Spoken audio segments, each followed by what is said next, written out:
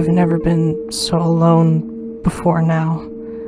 I'd always been with either mom, dad, or Ivy. Even if I was alone, I had others near me. Whether it was the people of the city when I got our mail, the teachers and classmates at school, I'd always have someone around me. But now, I was truly alone, armed with an old weapon from a monster that was pretending to be a kid. I also had a rucksack with some water and canned peas. I was traveling out to the north. Ivy was taken in by some man that was inside of a TV about 11 days ago. Well, if days count as the amount of times I've just slept. I've been going north for 2 reasons. One, we got really low on food. I couldn't help but think it was kind of my fault for the food getting so short. Normally we'd eat a can, maybe 2 a day, but I feel so much like a pig. I've eaten so much. In just 11 days, we have less than 4 of each plant in the backyard.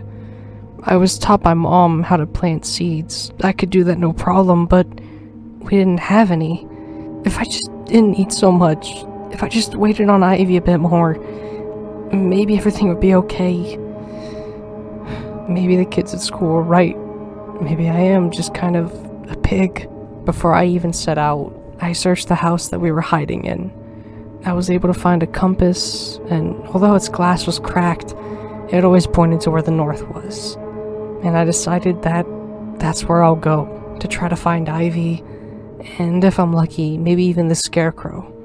The kids did say that the Scarecrow is the person that gave them the seeds, but I don't know if they were just lying. After all, they said they were kids, but they were not at all.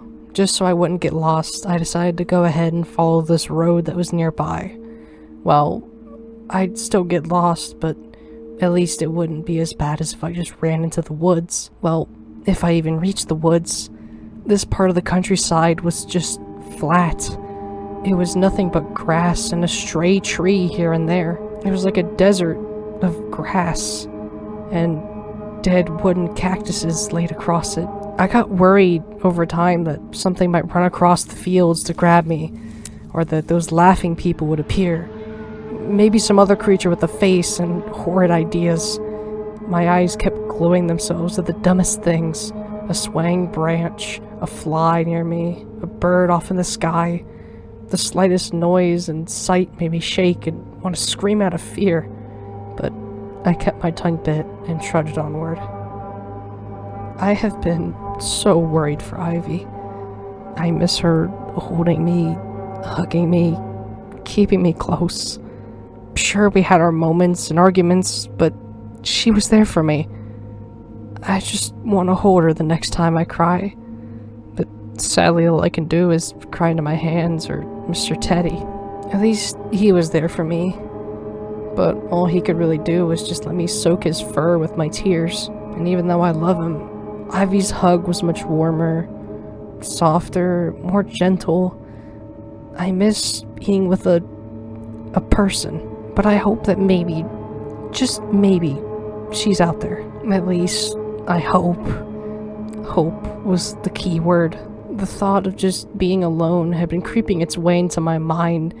This slithering worm in my body. It kept getting more and more scary the more it slithered to my brain. I was taught a little bit how to cook, but not enough to survive on my own. I was never taught a lot of things. Anything that I did learn was just small chores. Nothing that could help me survive. None of what I learned could possibly help me. I tried to get this thought out of my head, and I did what Mom and Dad told me to do when I'm sad. That advice being to just think about good things in my day. Well, I didn't have anything good today that I could remember. The only real good thing I learned was that the gnomes could understand me.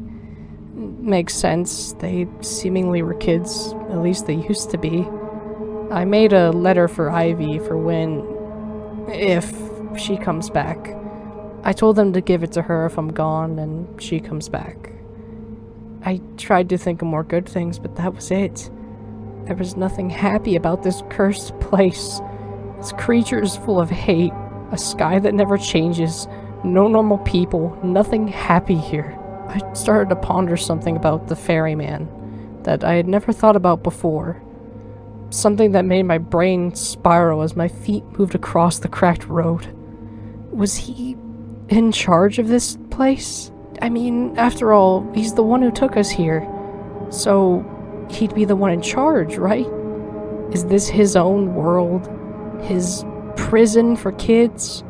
His little show for his bloated giggles? But what if this was a show for more than him? Was he actually just the ringleader of a circus for an even more disturbing crowd? What if he's just one of these many monsters, and there's something even greater than him? Something more terrible at play? Was he a pawn, a slave, a servant to something bigger?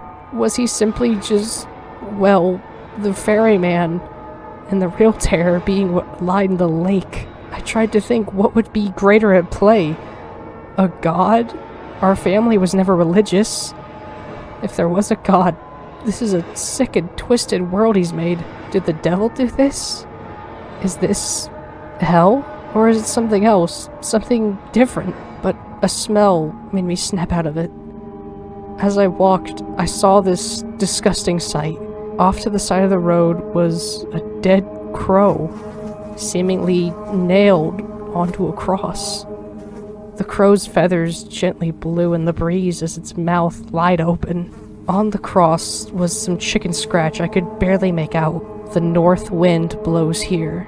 I didn't have the slightest idea what that meant. There was wind here, but not a strong one. More of a subtle breeze that, although subtle, was bone-chilling. The warmth of a fire sounded more and more appealing.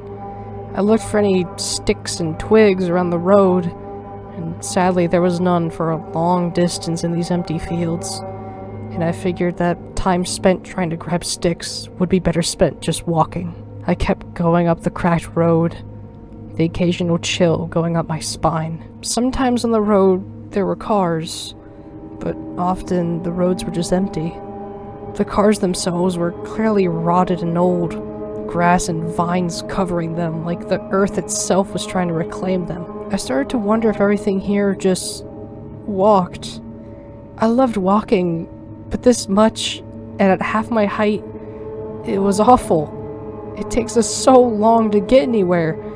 But then again, the adults aren't the height of a TV. But how would they carry food from the store to their home? Then again, I don't even know if they have to eat. Do they just feed on suffering? But then again, when we saw some of the people with mouths on their faces, they ate food. I just shrugged. I didn't know what my brain was trying to do anymore. There was no point in trying to understand this place. I went back to trying to think of happy things, just to make this walk a little bit less long. But those thoughts morphed into more scary and terrifying ideas. And one of them was this image in my head. This image of Ivy sitting there, dead, covered in blood. The idea started to flood the back of my eyes and project it into my vision. The idea that she died screaming, crying, and afraid. Her face soaked in tears and her throat torn from crying out my name. This idea just kept clawing in my skull, and I felt myself shake. I felt tears begin to form, but I did my best to keep walking. But after I started to think when we used to be with Mom and Dad, I just started to cry. I tried to walk while crying, but it wasn't a pleasant thing to do. I eventually just sat down on the road and sobbed into my hands. Every time I was just about to stop crying, the idea of Ivy dead reopened the floodgates under my eyes. I wanted to stop thinking about it, but my mind just wouldn't give up. My stupid brain got even more morbid. What if the thing that took her was torturing her? Slowly making her feel more and more pain, torturing her like what that zookeeper probably used to do. What if it was forcing her to be a slave of sorts, doing labor that would kill her? What if maybe she's home? She's free and I'm stuck here. my fear contorted into anger and jealousy. She gets to go back home while I'm stuck here, suffering, while I have to deal with monsters, no food, and being alone. I wanted to punch something now. I wanted to hurt someone. I want to just scream at Ivy now, since she's so lucky. She's always mean to me every day. She hates me, and she gets out. What did she do? What code did she crack? What stupid golden ticket did she find? Why am I stuck here? What did I do? My thoughts were cut off as a murder of crows flew over me, screaming. I pulled out the compass in my pocket. They were heading from the south to the north. It wasn't just a few. It was almost like clouds of crows. They almost felt like sentient rain clouds, screaming at the world under them. I started to worry that maybe they'd fly down and hurt me, but they just kept flying to the north, screaming all the while, and I couldn't help but wonder, where were they going?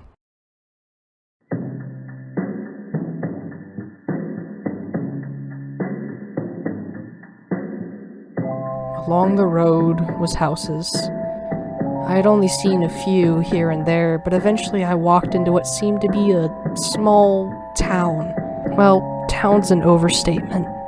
It was a few houses with a few miles of grass between them. I would peek inside, and some of them had those laughers. That's what we called the people with mouths. They were various genders, people, shapes, all of them acting normal. As normal as you could call them. Some ate food at a table, some watched the static on TV, despite there being nothing to watch. Some of them would just walk around. Some of them slept. Only the sleeping ones were quiet. I even saw one of them using a microwave to cook what looked like rotted meat. I was confused at first, not by them eating rotted meat, but the microwave. Before we got dragged here, me and Ivy, the first ever microwave was invented maybe a week ago? Not only that, but they cost you an arm and a leg. Everybody out in the Pale City, the counties, everyone was amazed at the fact you could just cook your meal from home. You didn't have to turn on your stove or go to a restaurant. How did something this new end up here? The microwave itself had a little bit of dust on it too. The ideas rushed around my head as I decided to keep walking. And as I walked, I heard, not laughing, but crying. Inside of one house was a fairly young man sitting on a couch. From his many lips came not laughs, but boos. The boos you'd hear when a clown failed to be funny, or when a comedian didn't land his joke. I could see spit and drool leak from his mouths like tears. But the unsettling part was that his smiles were still glued there. And not only that, but I saw some others do the same thing. At one point, I saw what looked like a couple. A young man and a young woman hugging each other, letting out those same boos. Drool and spit coming out of their mouths.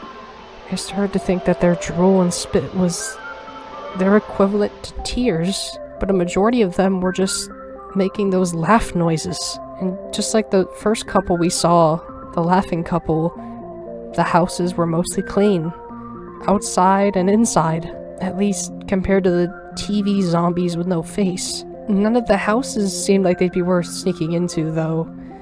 So I kept walking and listening to the muffled laughs and rare boos of people I could never talk to, people who couldn't even talk to me, even if they wanted to.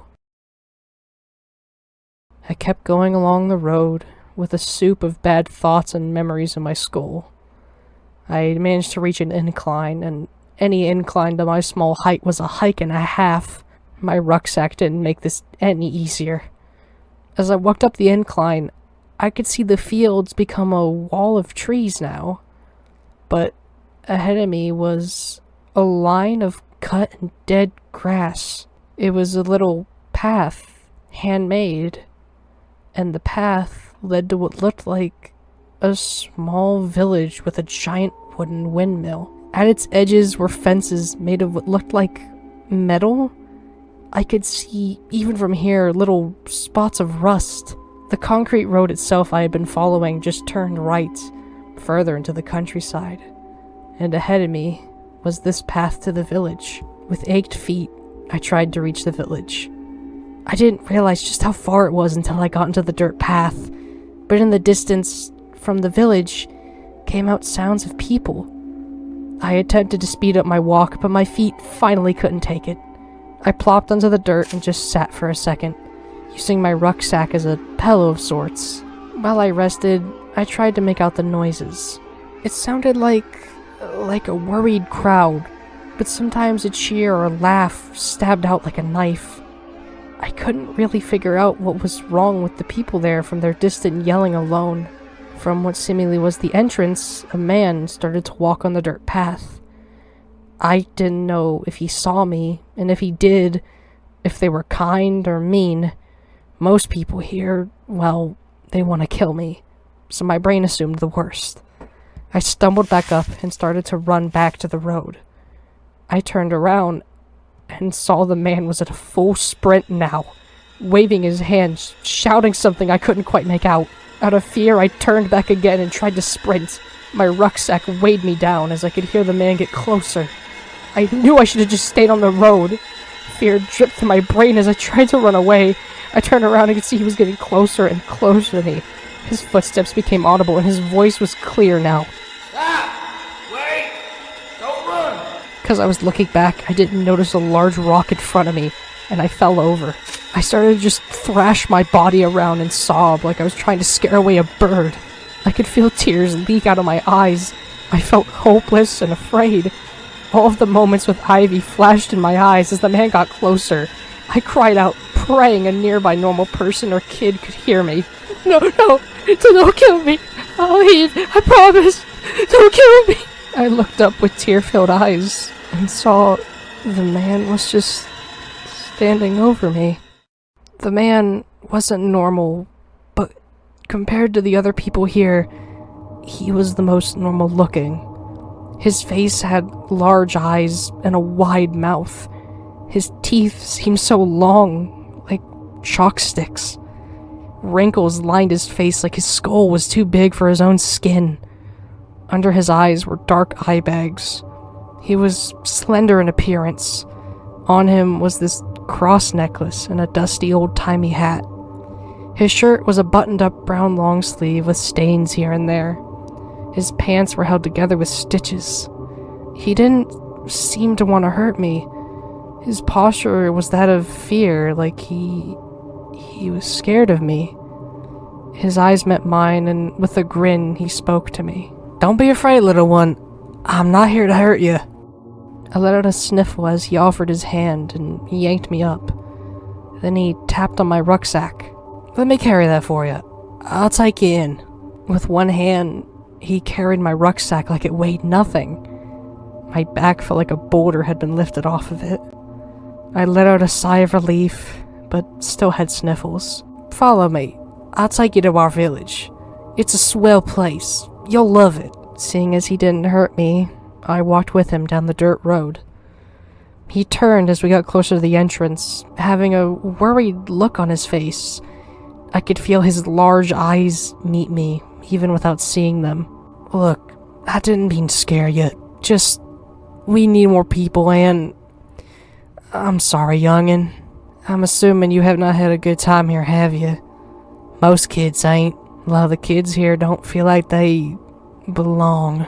"It's fine. I had to deal with these things who pretended to be kids."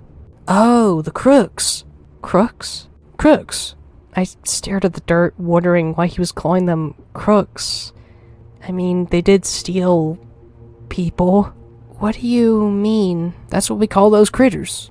Crooks." I didn't know. For a split second, I worried he might have thought that I was one. So I tried to speak to reassure him. I'm not a crook. By the way, you wouldn't be able to be outside till darkness comes out." "I saw the darkness earlier. Why does it take so long to come out and go away?" His eyes turned to me with confusion. "You're like those other kids. You don't belong." "What?" "You're just like 'em. You're not from this place. They're brought here by that thing. They gave it a name. What was it?" "The ferryman?" Ah, that was it. That's what they call him. I couldn't tell you who the heck he is." I was a little frustrated in the back of my mind. I already knew the kids here knew who the ferryman was, but now I know the people don't. But it also seems like, by the way he's talking, the adults have lived here their whole lives. I tried to think of why, but all I could think was just nothing in my tired brain. That word, tired, best describes how I feel. "Sir, do you have a place I could rest in there?" His calm mouth creaked into a large grin. "Of course, we got this little place for kids that you'll like. We call it the Wishing Well." "Wishing well?" It's not an actual well, kid. It's just what we name it. I felt myself smile a little bit as we got close to the village gate. But then at the village gate, I stopped smiling. There was a young woman. She stood there and looked at me with a hateful grin. I waved to her, but no wave came back. The man tipped his hat to her, and she nodded ever so slightly. And then we entered.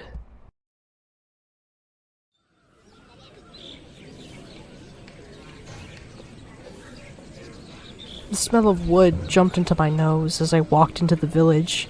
The woods that surrounded the path to the village had now just become more flat land.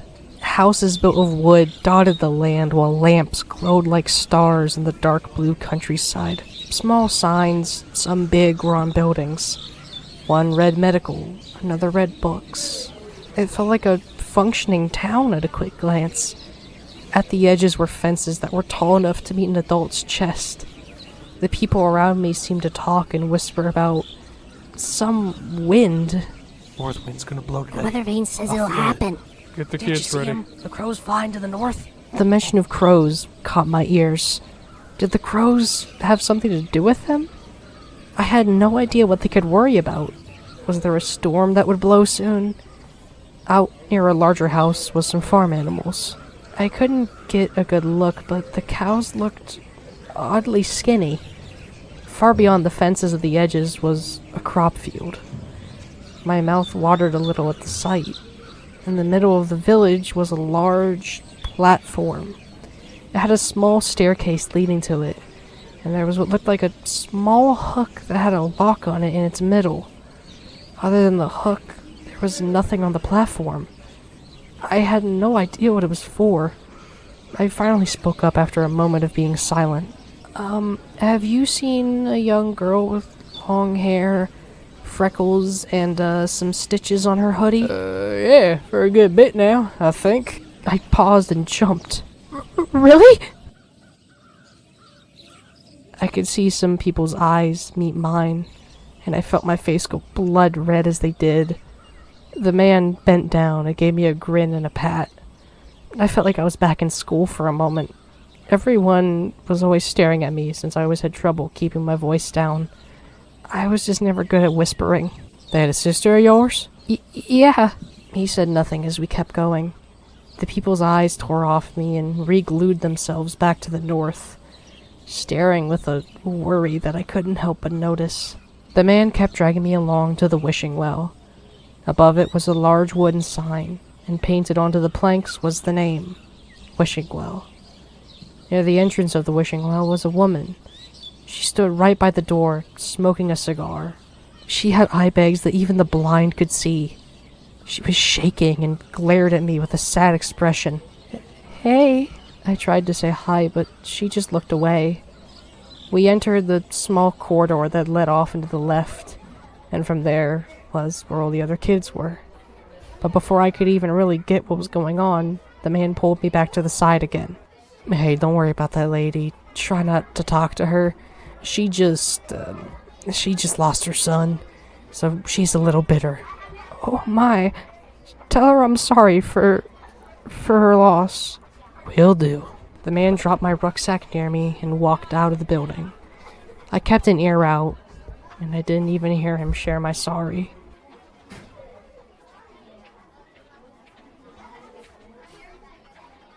I went ahead and finally looked around, trying to see if Ivy was here. I looked around and I saw kids in hoodies, long sleeves and sweaters. Kids in jeans, shorts, and skirts. Some kids had long hair, short hair. Some had hair that went to the middle of their ankles. The halls had dozens of drawings lining at their bottom half as small lanterns and lamps lit up the rooms. Dozens of little beds made for our height were in the middle of the rooms and corners. Windows let in the blue light of the outside peek in, and in the middle area was a fireplace that kept the whole building nice and warm. Some kids huddled around it with their hands close to the flames. Hung up above the fire was a painting. It was a man with a black coat, balding hair, and under it was a small little plaque that read, "The souls of the damned save the pure." I kept looking around in the sea of random kids. Some younger ones had grins and missing teeth-filled smiles, but the more older ones often were sitting and stared at the floor with a somber look. And after looking for a bit, I spotted a girl with a hoodie and long hair. She had her arms crossed and she seemed to talk to someone, some random boy. Although all I could see was her back, it looked so much like Ivy. It had to be her. I ran over, crying a little with joy. "Ivy?" Huh? I ran up and I hugged her, but felt them push me off. I was knocked to the floor and I saw it wasn't Ivy. It was another girl. The main thing I saw on her was this birthmark on her nose. It was large, and it looked like a clown nose at a faraway glance. Her eyes were this ember green. Her hair was even longer than Ivy's, and her hoodie was covered in so many stitches. And I noticed that in the middle of the coat, where a zipper was missing, she had stitched it up. She blushed bright red while she looked at me, and at first I thought she was mad, but then she seemed sad. "I'm sorry. You must have thought I was a friend. Sorry." I let out a sniffle before I spoke again. I thought you were my sister. Does anybody know a girl here named Ivy?" I turned and looked around at the other kids, but the older ones just shook their heads as the little ones ignored me, and I started to feel my face get red again. "So, she's not here?" I felt myself sniffle more as I tried to curl up into a ball so no one could see my red face. But suddenly, the girl came up to me, putting her hand on my shoulder. I jumped a little, thinking she wanted to hurt me, and so I kept my head down, wanting to avoid what I thought was her angry gaze. But while I looked down, my ears weren't met with scorn, but a more motherly-like voice. "My name's Rosie. You? Hazel? How old are you?" "I think I would have turned about 8 a few days ago." "I'm 17. I'm super old." I lifted my head out of my arms and looked at her eyes. Her eyes had this look that I couldn't quite describe. She looked like she was missing something. "Look, we've got a plan that we've been working on for a long time, and we need as much help as we can get, Hazel." "What? Why?" "The adults here. They're gonna..." The door to the entrance swung open, and a woman came in, her feet clanking with each step. Her voice was deep compared to my mom. She had a stained flowered apron with a long skirt. Her hair was messy, sticking out in random parts, and so greasy I could see my reflection, and I swore I could see flies around her. "Alright, kids, playtime. Come out to the playground." The younger ones jumped with glee and excitement, but the older ones just stood and sighed. I stayed with the older ones for a second. The lady gave us this glare. I began to realize something with the adults, her included. They all had eye bags. They don't look like they've slept in a long time. The lady's large eyes turned over to me with her equally large grin. "We got a new baby girl, huh? What's your name, sweetie?" I did my best to say my name, but her large eyes staring at me made me stutter. Hazel. she came up and I stepped back a little, and she put her wrinkly, greasy hand on my head, patting it like I was a puppy. That's such a cute name. Now, come on, kids. Recess time. Rosie just stood there and asked in a quiet voice, compared to when she was talking to me, to the lady, "Can we please stay in here? We don't wanna..."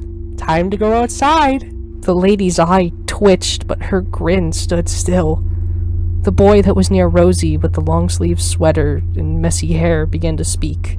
"We just want to stay in here. Is that okay?" The lady suddenly stomped her foot, making a deafening thud, and her grin turned into a hideous frown.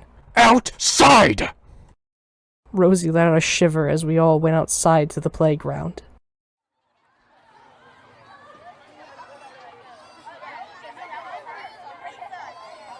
Rosie had taken me along to the far corner of the playground. Fences, just like before, wrapped around the place. She sat down and gestured for me to sit near her. "So, Hazel, let me explain what's going on." She took a long, deep sigh and looked off into the fields of the north. "This countryside is cursed. You see, every now and then, never the same day or time, a creature shows up." The scarecrow man? Who?" "This friendly tall man. Me and my sister. We've seen him a few times. Is that the creature?" She looked at the ground now, forming a frown. "I wish. No, it's this red mist. And this mist, it does something to the crows." "What does it do?" Rosie took a gulp, and her voice got shaky. "It's a puppeteer with these crow-sized dolls. It makes the crows... It makes them eat people. It even makes the crows speak, and when they speak, it's so... Oh, God." But the adults realized, before I ever arrived here, they had realized they could appease this thing, this mist, if they had sacrificed 5 kids each time it appeared, and marked them with this weird cross symbol. It would leave them alone and only hurt those 5 kids.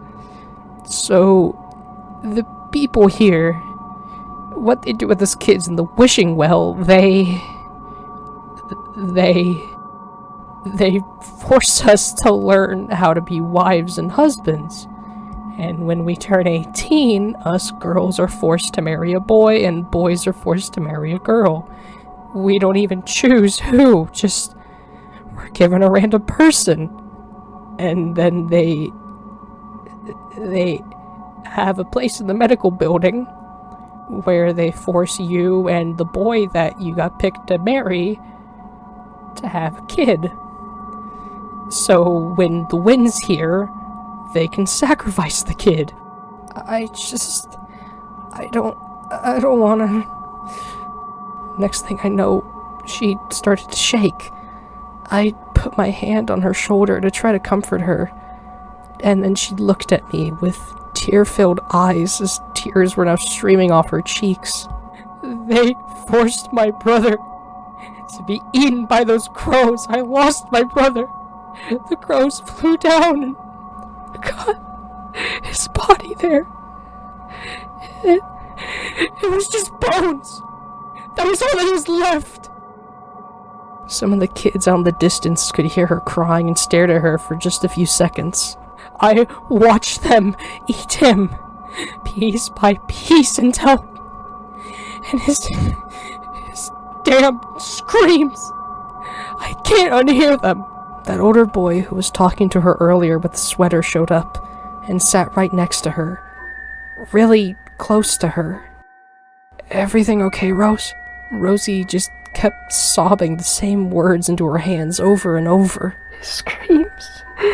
His screams. His screams." The boy sat near her, hugging her, and then they did something that shocked me. He kissed her on the lips. "It's gonna be okay, hun. It's gonna be okay." I scooted back a little, feeling a little shocked and a little grossed. Are you two... "Yeah, We're in love. My mom and dad said only adults can be in love and stuff. Well, I mean, teenagers can be in love as long as you... Just before he could finish that sentence, Rosie smacked him on the shoulder, her voice still shaking a little. She's 8. Alex. That was the boy's name. Alex went ahead and resumed what he was saying. Well, yeah, we're in love. Yeah. How long have you two been in love? Well, we've been here for a long time, me and her. I've always thought she was pretty, and well, one day I saw her crying and stuff. She was getting made fun of for crying when her brother died. People were calling her clown nose, saying that she should go honk her nose and stop crying.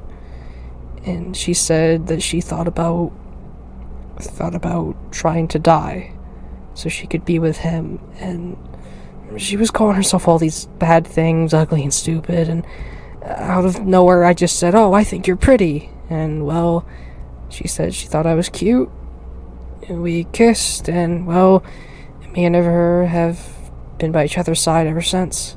Alex went ahead and stopped talking and just sat near her, comforting her. They whispered things into each other's ears as I stared off into the north, and I caught little bits of it. We're gonna get out of here and be okay. Alright? We don't got anything minus that gin bottle and rag. While they kept whispering, I just stared off into the sky. The sky here felt so much more brighter. Like this place was closer to some sort of sun. I swear that somewhere in the north was an orange-red glow. But I couldn't tell if maybe I was just seeing things. Maybe it was just the lights of the village lighting up the sky. The city did that sometimes. After some more whispering, Rosie turned to me. Look, the older kids, and if we can gather any of the younger ones, we're running away. I don't want to be forced to marry a random boy and have a kid that I could lose the next day. Besides, I've heard some lady screaming in the medical house. They sometimes them having kids kills them. How? My mom says that birds drop people's kids off. Alex looked at me and giggled a little bit. You'll learn later at some point. Okay. Rosie straightened her posture and her eyes locked into mine. We're planning, next time the wind's here, we're gonna stop the sacrifice and burn the altar. Alex here stole a bottle of gin, and he's gonna use it to make a Molotov. Our only problem is we don't have any real sharp weapon to stop someone from just running up on him and grabbing it. We got slingshots with pebbles, but that's not gonna stop him very well. I have a weapon in my backpack that's pretty sharp. The two of them turned to me with shrunken pupils. What? Well, you know what crooks are. Heard of them, never seen them. Me and my sister, had to fight some. One of them had this weapon. I'll go show you when I get my rucksack. Hazel, you've had the one thing we're missing. Oh my god. Rosie jumped up suddenly and hugged me. She spoke, her voice muffled on my shoulder. Me and Alex, we can run away together. I hugged her back tightly. It felt familiar. It felt like I was hugging Ivy. I spoke, my voice muffled on her coat too. Who's this weird man I see in the paintings? Alex spoke, his voice full of anger and bitterness. That old fart's the priest. He wears that black coat and he's in charge of the whole damn village. He's the one who's made everyone think that killing kids is perfectly fine. Why do they think that? Well, some of them don't. But if they refuse to, these weird eyes, A loud horn broke the silence and made me flinch. I saw it was the lady from earlier. She screamed out to us with a not-so-subtle hint of anger. Come on!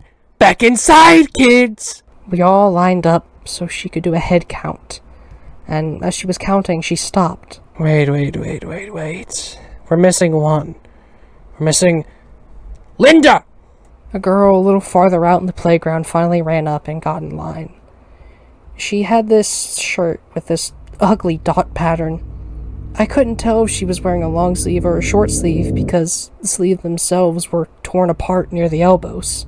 Sorry, I was asleep. The lady slowly walked up to Linda, and Linda tensed up, staring at the lady's eyes. The lady raised her hand and smacked Linda, and she fell down with a thud on the dirt, crying. I said I was sorry. When I blow the horn, you come over here. Got it? I spoke up and broke the silence, and everyone stared at me. She said she was sorry. The lady walked up to me closer than I thought and stood over me.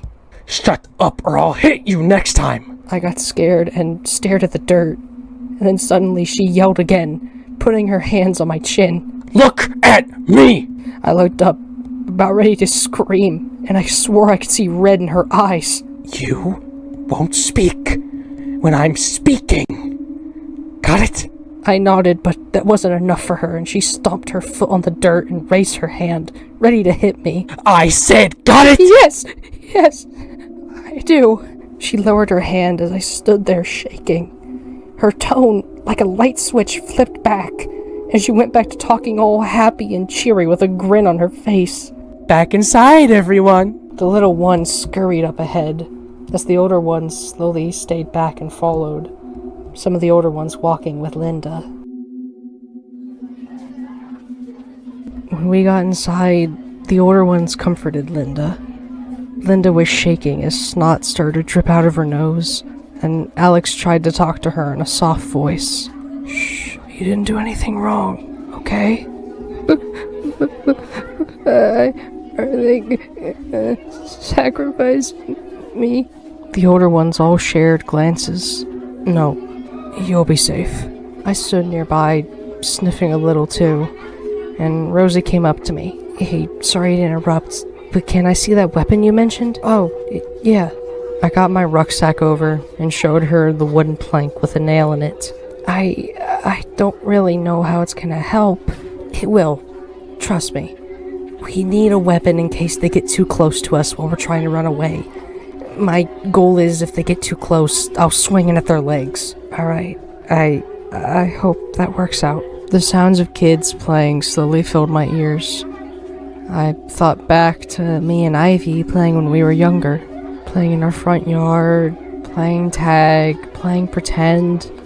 When it was winter and too cold to go outside, playing with dolls and toys. When we'd draw things and Mom and Dad would hang up the art on the fridge for about a week. Then a name kept echoing in my head. Ivy, Ivy, Ivy. I thought of her again out there, and her fear.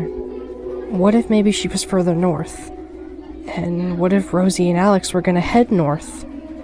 And then a light bulb clicked in my head. I dug into my pockets and got my compass out.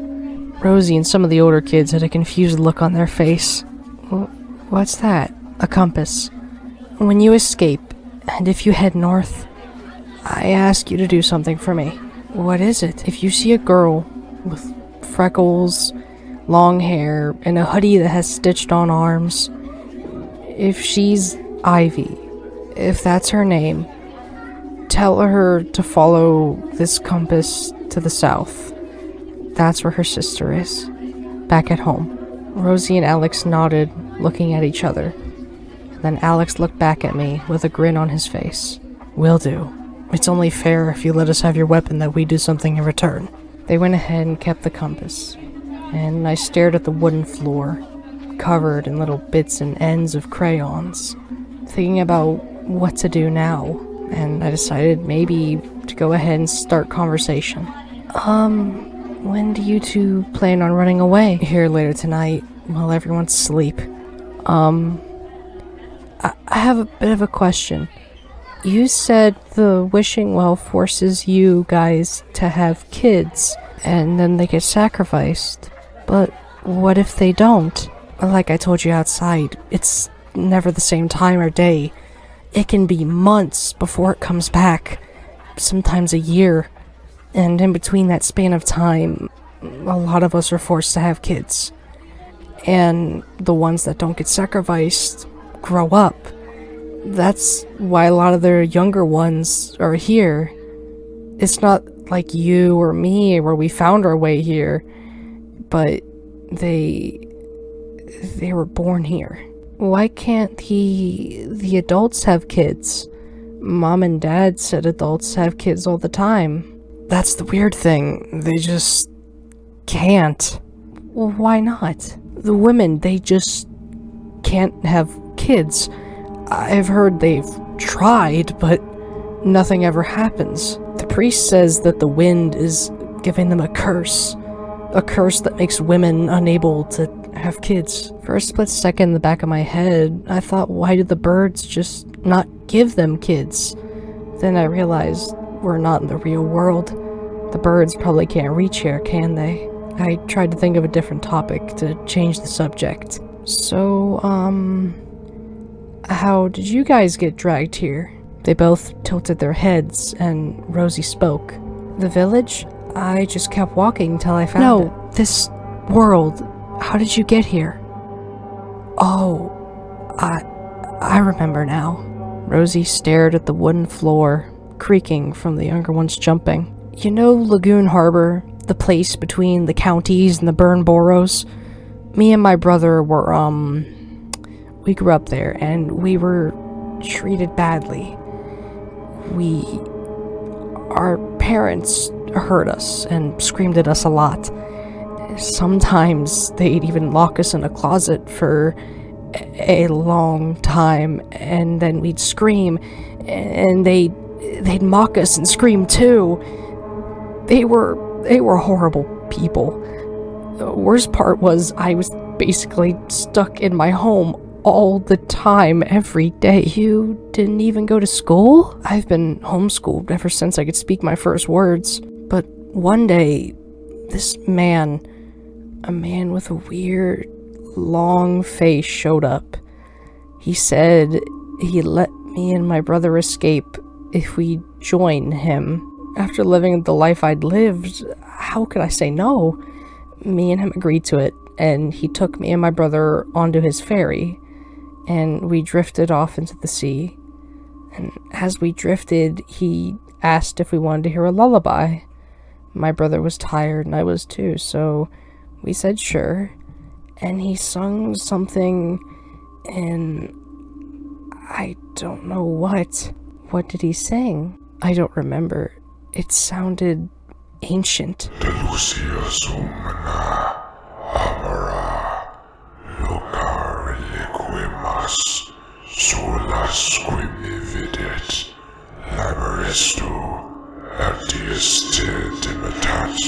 Vox mea in somnos, in locum ubi moderi, cantat, et clamat vive, nunc oculas, clad et insomnia, isid.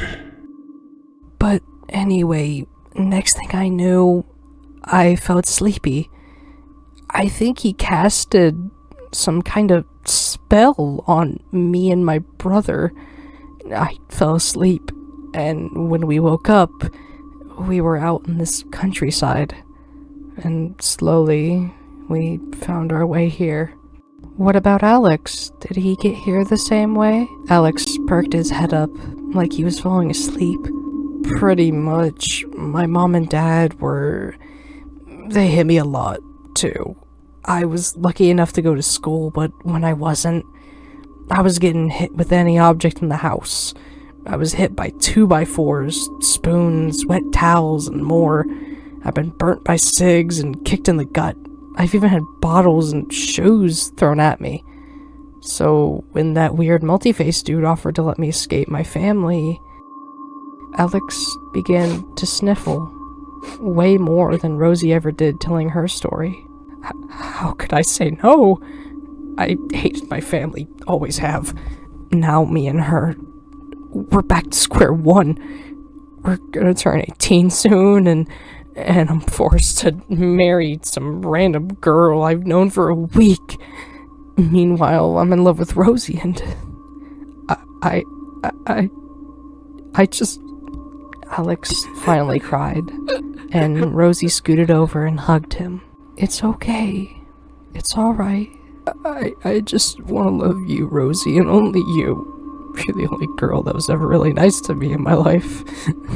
All the other girls at school were pretty mean to me, and in general, I just never grew up with nice ladies. I just sat and I felt myself sniffle a little too. I got up and I went to hug Alex, but a loud siren rang out into the sky.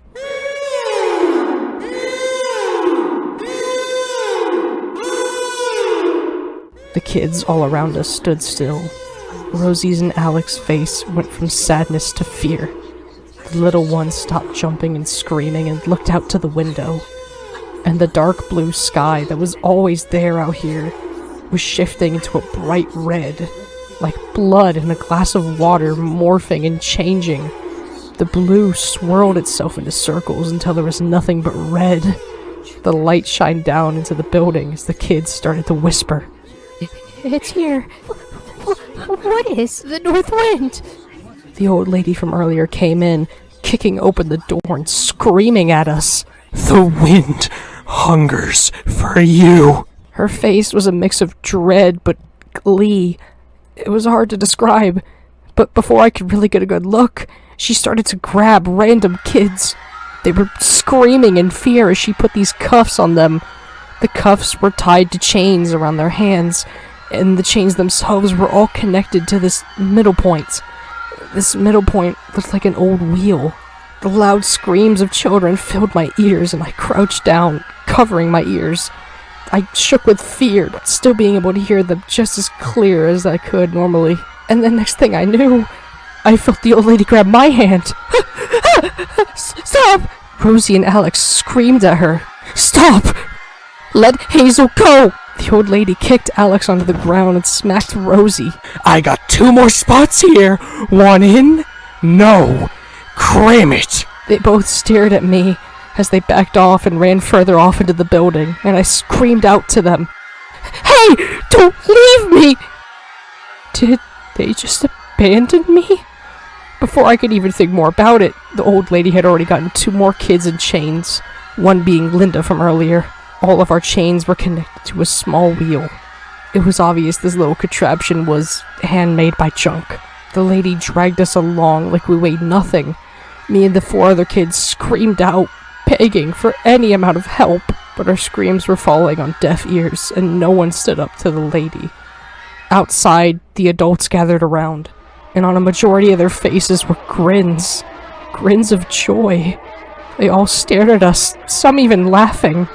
Their teeth were yellow like pee, their laughs like they'd heard the funniest joke ever, and we were the punchline. But not all of them smiled and laughed. Some of them, mainly women, had frowns. I even saw one man crying. Some of them comforted each other, some shivered every time we screamed. But they were small in scale to the people cheering for our deaths. I saw one of the kids on the chains try to spit on a man's shoes, but ended up just spitting onto themselves. The kids from the wishing well, the younger ones, were behind us.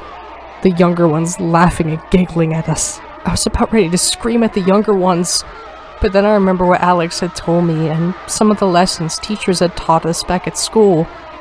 They've grown up here. This is normal to them. The older ones had a stare on us, a stare that could see to the soul. I saw a handful of the older kids even cry. The old lady took us all the way out to that weird-looking platform I saw earlier. She temporarily lifted the hook, put the wheel down, and put the hook back down. Now we were locked in place. All 5 of us sat in a little bit of a row, and I was in the dead middle, with sobbing and screaming kids to my left and right. The old lady ran back down as a man in a dark coat walked up and began to speak.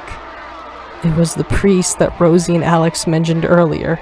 Gather around as we watch these horrid, disgusting, rotten sinners be killed by the north wind. Let it eat their bloated, smelly, rotted skin. Their deaths will keep our souls pure and safe. May I get an amen? The crowd around him began to yell, "Amen, Amen," over and over. Louder! I said louder! Let the wind hear you!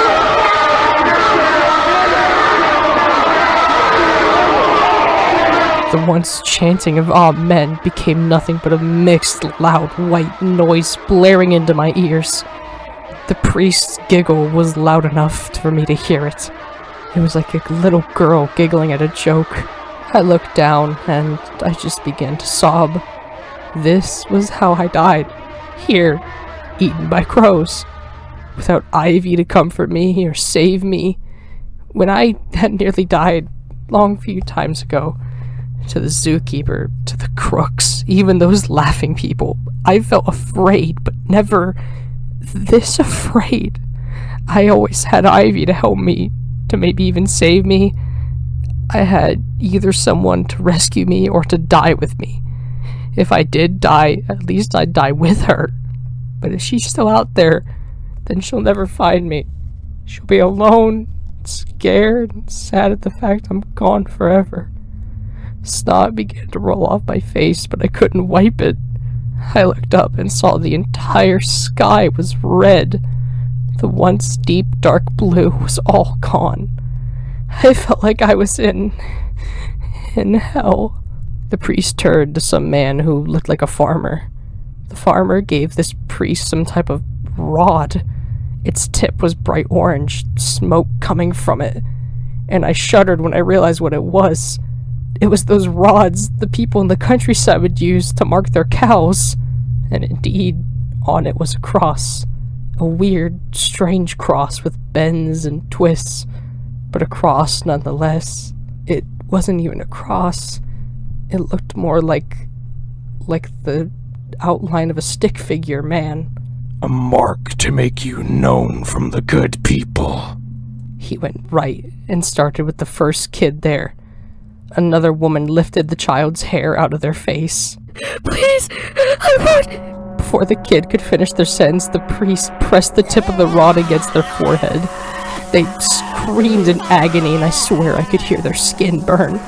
I felt my body shiver. After a few seconds of this painful sound, the priest moved on to the one closest to me. They too screamed, but gritted their teeth. It didn't help to make the screams more quiet. And then finally, the priest moved over to me, standing over me as I was sobbing, and my sobbing became nothing but hiccups in the struggle to even breathe. I could barely utter out one word. Why?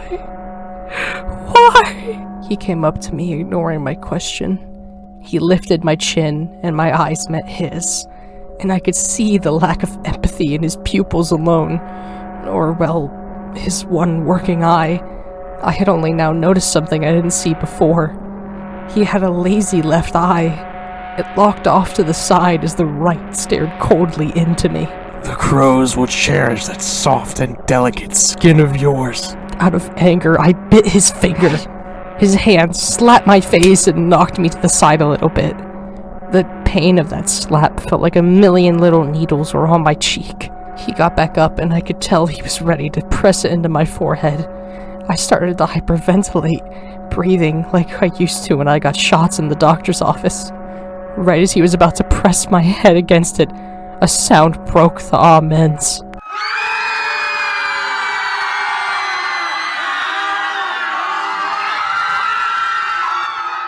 Me and the 4 other kids looked up and saw it was Rosie, Alex, and some of the older kids I didn't know.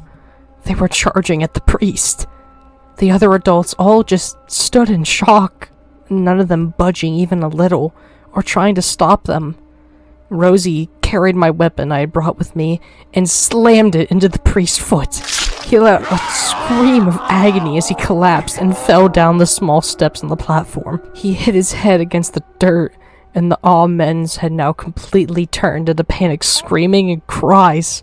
All of the older kids had ran up onto the platform, and Alex screamed at the crowd, and they turned to him. Quiet. See this? This is a bottle of gin with paper in it. I have a lighter. Now, You all better free these kids off this wheel. I'm gonna burn the priest and all of you alive with this bottle. The priest slowly turned around while laying on the ground. His face turned, and he tried to speak through the pain in his leg. The caretaker has the key. You damn unlicked cub. Then bring her out, now. What? Alex then flicked the lighter and held it very close to the paper. And for a second, I thought he was gonna throw it already. And so did everyone else, backing up and whispering and a few screaming. Okay, Esther, come out right now. Esther was the old lady this whole time. She was the caretaker of those kids in the wishing well. She came out, shaking, her eyes staring into Alex's. And the next thing we knew, she was trying to run up the steps to stop us. And she was going for Alex. She attempted to yank out the bottle of gin from Alex's hand, some of the gin even hitting a little bit of the wood. Or, well, altar. Whatever this was. One child used a slingshot and flung a pebble right into her eye. She let out a little moan of pain, and then Rosie came in and slammed the weapon into her foot. She too screamed and collapsed, falling down the steps as an older kid grabbed the key that she had. Esther and the priest were now holding hands as they lay next to each other, and blood was seeping out of their wounds, their eyes twitching and flickering with both pain and probably insane anger. The older kid who grabbed the key unlocked me, and I immediately was about to run away. But behind us, a loud noise grew. It sounded like hundreds, if not thousands, of crows. In the north, a titan in the distance rose from a black blob, slowly shaping into a man of impossible size. The fog around it was blood red, like when I'd had my hands over the sunshine. As a matter of fact, the fog emitted a light. One that wasn't blinding, but far brighter than the constant blue of the sky. And then it clicked. The fog and light was causing the red sky. It wasn't the sky itself turning red. The Titan's body seemed to be running like water, twisting, bending, folding into itself. I thought it was water until I heard Esther cry. The crows! It wasn't a liquid. It was crows. A man made of crows. His hand alone was the size of a hill, his head a mountain. A voice echoed from the Titan, its voice deep and harsh. It seemed like the voice itself was like what Rosie was saying, coming from the crows. A hive mind, all speaking at once.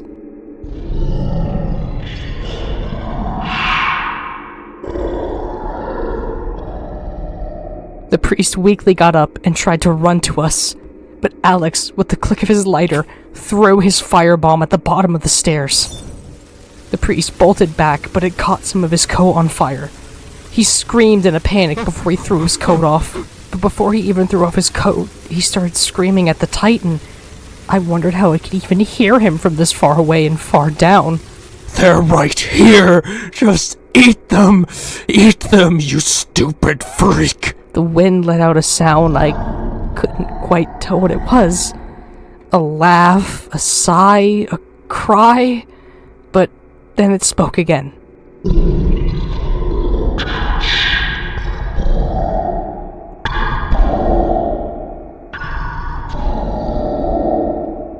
Esther tried to climb up to get to us, but realized the fire at the bottom of the platform had grown very large. The wind kept speaking.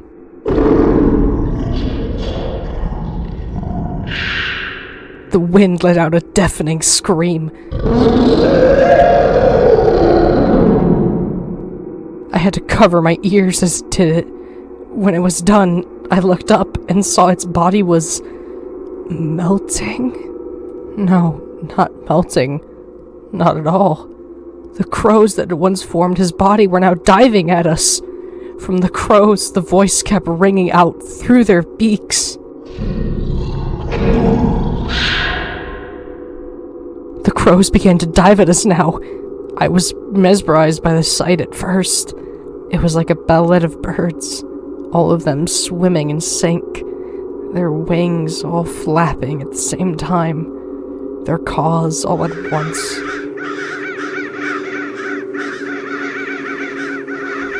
One large being made of what must have been millions of murders of crows. They swirled, spun, twisted, flipped, and swerved around the red sky, their black bodies contrasting against the red. But I was taken out of my trance when I heard a large crash.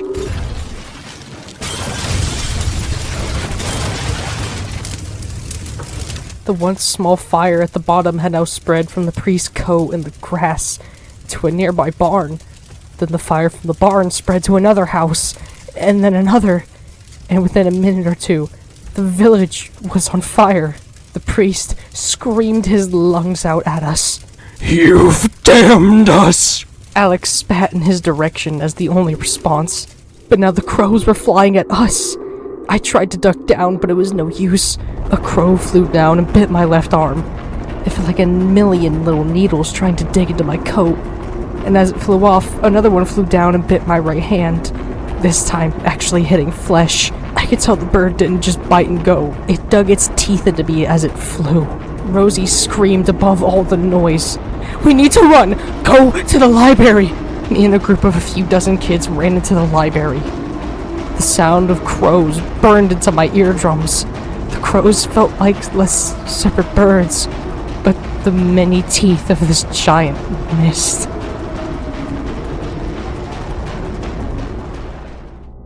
The library outside was already tall, but inside it felt larger. It was like a weird magic trick. The library was, like the name implied, filled with books upon books upon books. Shelves that seemed taller than even my own bedroom covered the walls. Some areas had little tables and lamps that you could sit and read at, just like the one at the Pale City. In the middle of the library was this long, fancy carpet that led to a stairway. It was like the tongue of a weird mouth, the teeth being the railings of the upper floor. On the second floor, from what I could see, was just the same thing as the top. Just shelves and books and tables. In the middle of the building was a chandelier. It was covered in dozens and dozens of candles. On the chandelier was also the remnants of older candles. Dry, old wax that had become this hard-like material was hanging from it, almost like icicles. The library itself, on its walls, where there wasn't a shelf, had paintings. Paintings of the priest not having his weird crooked eye. Paintings of that weird mist, and some of these eyes. You could easily tell which ones were new and which ones were old. The old ones looked dry and almost like desert sand, but the new ones still had color. It reminded me of that time on the school field trip to the museum, when they showed us old paintings and said how back then it used to look a lot brighter. Suddenly, my ears heard the sound of someone barging in. A person suddenly grabbed me from my leg and twisted me around, and then stared into my eyes. I recognized the person. It was the man who brought me in. The one who brought my rucksack into the well and welcomed me with open arms. His once cheerful grin was now just a bull seeing red. He gritted his teeth so hard I thought they'd crack. You're a filthy rat! An older kid pulled out a slingshot and chucked a little pebble at the man's forehead. He dropped me as he grabbed his head, trying to ease the pain. I saw the other kids were starting to climb on top of the bookshelves, and I followed suit. With a little bit of struggle and a helping hand from Rosie, I was able to get up with them. And when I looked down, what was once just one man was now a horde of angry adults. Esther, the man from earlier, and others I saw from earlier, all reaching for us. Their screams merged into a single sound of anger. Some of the older kids used more of their slingshots to chuck pebbles, but there was just too many to truly stop them with just pebbles. And then suddenly, a push on the shelf. And then another. And then another. We eventually realized they were trying to knock over the bookshelf. We all shared quick glances of panic, our pupils tiny, and I looked over to see that Rosie was now leaping onto another bookshelf. With nowhere else to go, we all followed her. As I was jumping, I didn't catch the edge properly, and I was hanging on by one hand. I let out a panic gasp. I thought I was gonna fall, and and I didn't even know what they were gonna do to me, seeing as they're fine with burning kids' heads. I thought the worst, that they would kill me or feed me to the crows. But Alex ran up and grabbed my hand and he yanked me up. When I looked back, I saw that they had finally toppled over the bookshelf we were just on. The one that we had jumped to was thankfully against the wall. The adults turned to the bookshelf we're at like water in a river. Their arms were the tide as they rose trying to grab us, and they would sink back down. What had once grown quiet, the sound of the crows, was starting to get loud again. Eventually, a single crow had flown into the building and was trying to bite a few adults. One of the adults had grabbed a book from the fallen shelf and chucked it at the crow. The crow fell down, lying there, twitching. And I looked at it for just a quick second, and I swore the crow had holes in it. Holes in its flesh, not even from the book. All the adults turned over and stared at the man who had thrown a book at the crow. Their eyes a 1,000-yard stare. And for a split second, the library was quiet. Next thing I knew, Rosie yelled, "Duck!" I did as she asked and ducked down. But before I had myself properly ducked, I stared at the library. And then suddenly, an ocean of crows flowed in. It was like the mist felt that crow die. Like it could feel it and it hurt. The crows had dived at the adults, eating them. And I could see chunks of skin, flesh, and even someone's eye get eaten. The adults' scream of anger had now shifted into fear and dread, and blood was dripping down onto their clothes and the floor beneath them. It felt like watching glass shatter very slowly. I had noticed the crows too had their own little system to eating them.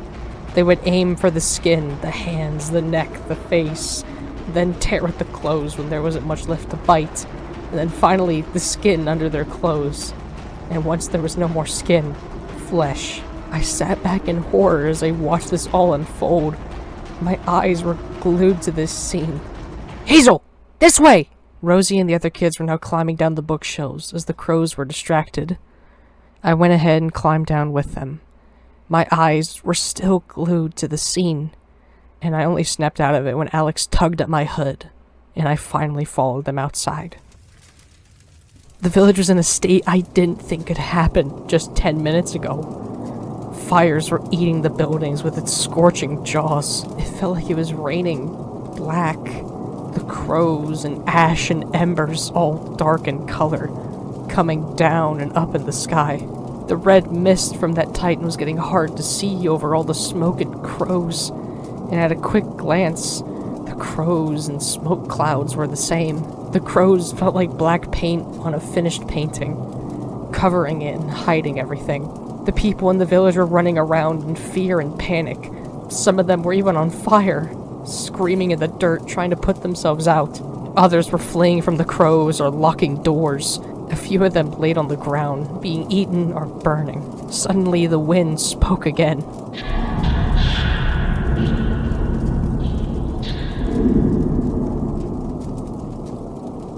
The voice was everywhere and anywhere.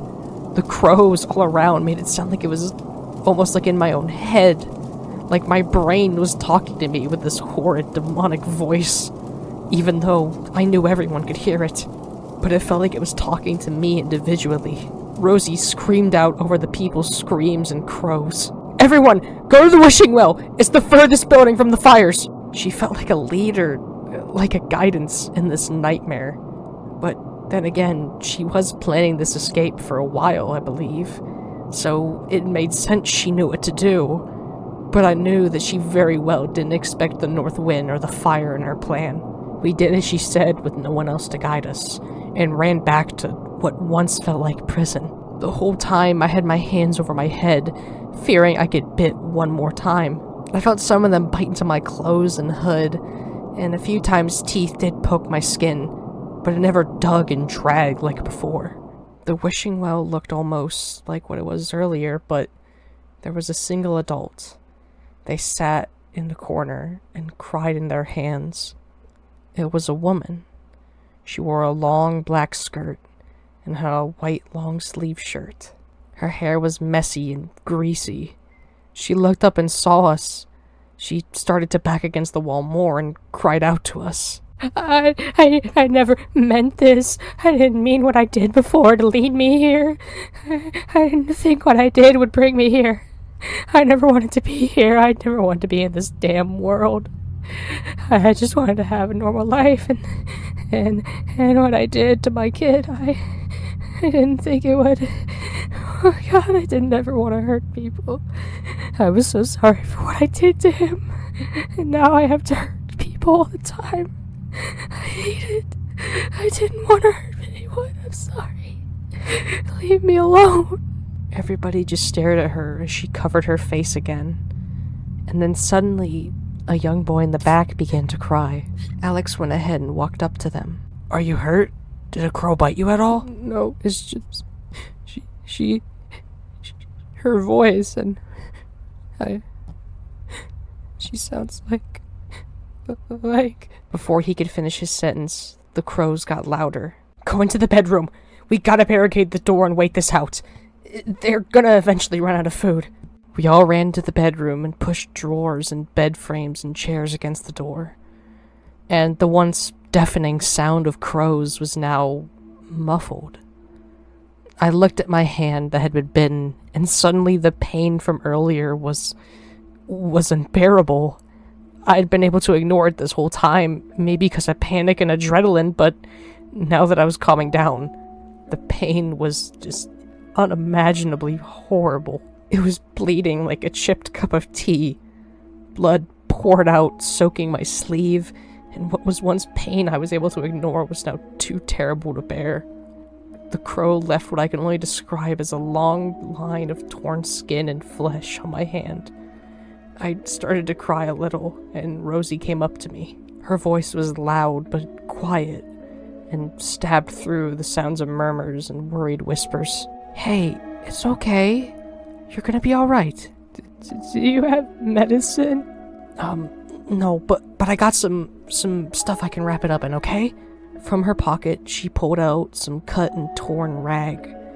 She wrapped it around my hand a little faster than I could tie my shoes, and after which, she gave my hand a little pat and kiss. There, all better? A little bit. Okay, later up, we're gonna have to stitch it. The sound of glass breaking broke any and all comfort I had in my head. The crows had thrown themselves against the window to the point that it shattered. They flooded in like water, one large black mass, and through the noise, Alex screamed out to us, "Kill the birds! Kill them!" And with nothing else to do, we did just that. Some kids grabbed pillows, blankets, other pieces of small junk. Alex tossed me a spare pillow and looked me in the eyes. And I saw something in his eyes I never saw before. I realized that they were two different colors. His left was green, and his right was brown. He looked at me and quickly nodded, and I turned back to the crows. Although the piece of wood with nails in it was easier to use, Rosie had that. But each swing I was able to knock down a crow onto the floor. Sometimes they'd fall and just die instantly. Other times they'd sit there and twitch. The little ones were trying to go ahead and kill the crows through their swings, and the older ones would finish off ones that didn't die by stomping on their skulls. I kept swinging my pillow until my arms felt like jelly, but I could tell the numbers were getting lower and lower. Some of the older kids were pushing up a drawer to the window and trying to put pillow sheets around it.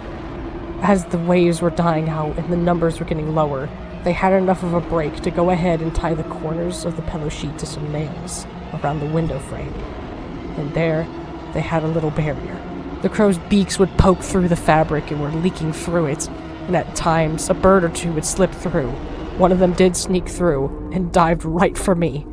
I swung my pillow at the crow and its body made a small thud, and after it landed, it was silent. There was no more screaming, no more birds yelling, nothing. The boiling pot of crows behind the sheet now flew away. The silence was deafening, being able to hear the ringing in my own ears. There was no murmur, no whisper. The building itself didn't even creak. It felt unnatural. The silence was scary after hearing nothing but noise, and from the window, the red glow of the mist faded. The dark blue sky soon returned. This dark blue that once felt gloomy, like a raining sky but with no rain, was like sunshine. The red light shining now twisted and contorted, going from the blood red to the familiar blue. The crow bodies dotted the floor like autumn leaves, and their smell finally began to hit my nose. It was wretched, like spoiled meat. Only now did we look at the crows. Before even being killed, their bodies were already rotted. They had holes, some of their skulls were visible, muscle and flesh was visible through some of the feathers. Was the wind controlling dead birds? Like a puppet for a dozen corpses? No, an ocean of corpses. How did it gather so many? How did it even get them back from the dead? But before I could think about it, the older kids were pushing away shelves that had once blocked the door. Everybody followed them and left the wishing well. I followed behind everyone else. They all whispered to each other now, and the lady from earlier was no longer in the main room. She was gone. I saw the kids stand in front of the open entrance, and I cut through the crowd and went up to the very front with Rosie and Alex. And I saw something no drawing could retell, no story could describe. The red mist slowly swirled away in this strange, almost liquid-like circle. This pattern was mesmerizing. Almost like a paintbrush was removing the red and replacing it with blue. The red, as it was going away, swirled and danced and spun and folded in on itself, just like the north wind had done earlier to its own body. The light that once came from the mist was quiet and subtle now, and the blue tackled the red like an angry man fighting for his spot. The colors in the sky felt like they were fighting. The red was about to lose and kick the bucket, and from what was left of the mist, the north wind spoke again. Not demanding or scary, however. The wind sounded happy.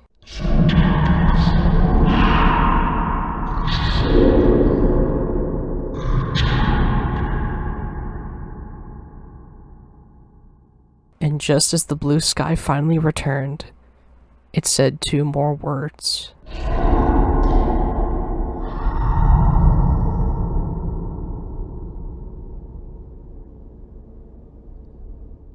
And like that, it was gone. The blue sky finally shined back down like 1,000 suns into the village. Speaking of the village, the fire didn't at all calm down. Entire buildings were now on fire. The library was now on fire, and a crop field had now burnt as barn animals ran away from their now burnt down pens. Dead villagers dotted the land in all sorts of poses. Some were burned, some were soaked in blood and bites. Suddenly, a few more crows flew by and went to one body. These crows picked up the priest. There was at least a few dozen on him, and just on his shoulders alone. They carried him in the direction that the north wind had went, and soon they became nothing but a little black blur in the distance. Rosie walked further ahead of us, and then turned back to us, screaming with joy. "We're free! We can run away!" The other kids cheered loudly, and I joined in. I was finally able to go back to that old rotten house. Sure, it was disgusting, but I had the gnomes to keep me company, and maybe Ivy would come back from that TV.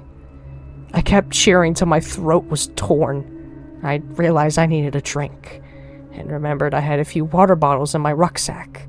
So after a little more cheering until my throat just couldn't take it, I rushed back into the wishing well, and I grabbed my rucksack, and I ran in and saw the boy from earlier that cried at the lady. After I'd taken a few swigs of water, I went up to him. "Are you okay?" The lady, she sounded like my mom. Well, was it? I don't know. She looked like her a little bit too, but not a lot. But her voice, That's my mom's voice. I would know that more than anyone else. Memories began to flood back to when we first arrived. Seeing Mom and Dad now in front of the TVs with no face. The neighbors next door were the same. The zookeeper.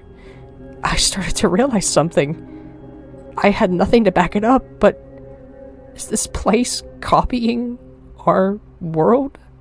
Does it mimic our families in this twisted version of the real world? I began to question everything we've seen, dealt with, everything. Were the laughers just normal people? Was the scarecrow just a mimic of some collector? What if this was just our world but flipped, made into a horrid, rotted, disgusting version of itself? But then what about the tower in the city? Some of the shops in the city I had never seen before either. The village, the cracks in the land near the city, the other strange buildings I know didn't exist before, unless it wasn't a perfect imitation, but like drawing it from memory. My mind was racing, but the boy made a loud sob and snapped me out of it. Rosie walked in too and went up to the boy. He noticed her, but didn't stop looking at his own hands. Let's go, buddy. We gotta go find a better home. I know. Just let me rest, okay? Rosie turned to me and gestured for me to follow.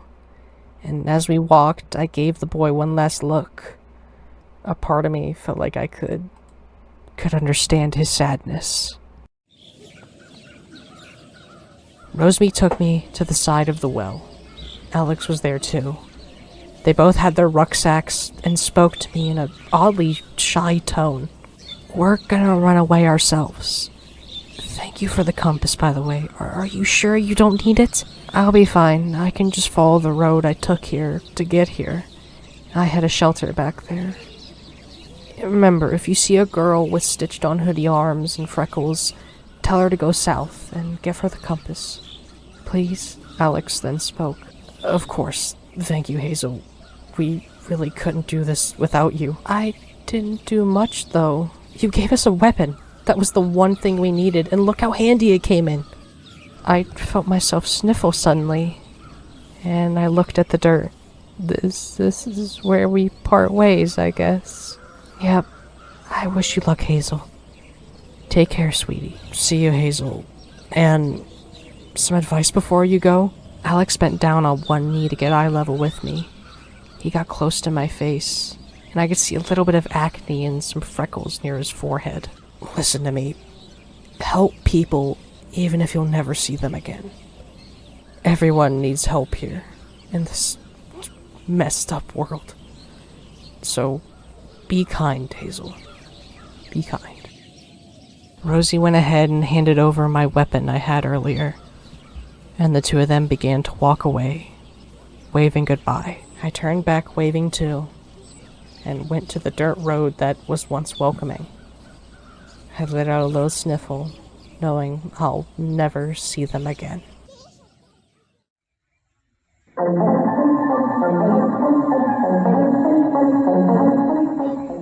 The trudge back home wasn't as exciting as the trudge to the north. At least when I was heading north, I had a goal, to find Ivy, and if not that, at least find the scarecrow. But now I was going back to that old, boring house. The one with the gnomes who, although kind, can't really speak with me, with rotten walls and ceilings that stink. I got to see sides of houses I didn't see before, but didn't see anything at all interesting. A sad idea began to fill my head again. What if Ivy's dead? What if when she got yanked into the TV, she never came out? What if she's gone, and I don't know? I shook my head like I was trying to shake the thoughts away. That was something I did that upset Mom and Dad sometimes. I'd shake my head if I felt really mad or scared. They always yelled at me to stop, saying I'd end up hurting my neck, but it usually just made it worse. And now I was thinking about my parents now. Thinking about home. Every small little thing kept making my thoughts spiral further and further down. Missing home made me think about home, remembering small things and missing small things, and then the small things reminded me of other things.